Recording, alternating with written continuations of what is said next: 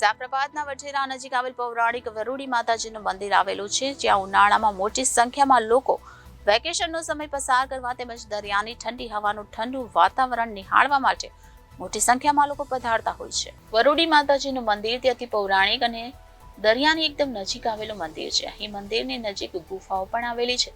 આ ઉપરાંત અહીં એક કૂવો આવેલો છે.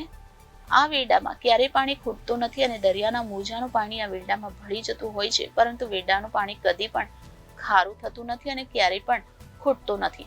અહીંયા વરુડી માતાજીના મંદિરે રવિવાર તેમજ અન્ય રજાના દિવસો તેમજ જાહેર તહેવારોમાં મોટી સંખ્યામાં દર્શનાર્થીઓ માતાજીના દર્શને પધારતા હોય છે.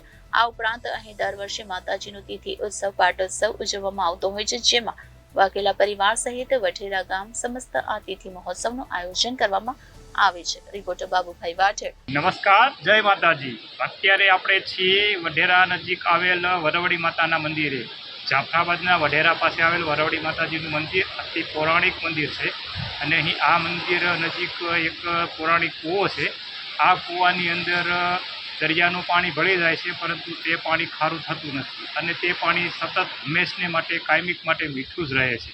અને અહીં હાલ ઉનાળાનો સમય ચાલી રહ્યો છે, તેથી દૂર દૂરથી પ્રવાસીઓ સમય વિતાવવા અને પર્યટન સ્થળ તરીકે અહીં ગોવાથી પ્રવાસ કરવા પણ લોકો પધારી રહ્યા છે.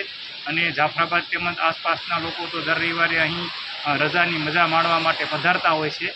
અને હાલ ચૈત્ર મહિનો ચાલી રહ્યો છે અને આજે અમાસનો દિવસ છે, એટલે મોટી સંખ્યામાં લોકો પણ અહીં માતાજીના દર્શન કરવા તેમજ દરિયાની ઠંડી હવાનો નજારો નિહાળવા માટે પધાર્યા છે. અને અહીં દર વર્ષે માતાજીનો પાટોત્સવ પણ થાય છે અને પાટોત્સવમાં ભવ્ય લોક ડાયરાનું આયોજન થાય છે, તેમજ મોટી સંખ્યામાં લોકો આ પાટોત્સવના દર્શન યજ્ઞનો લાભ લઈ રહ્યા છે. જનાદેશ ન્યૂઝ, જાફરાબાદ, અમરેલી.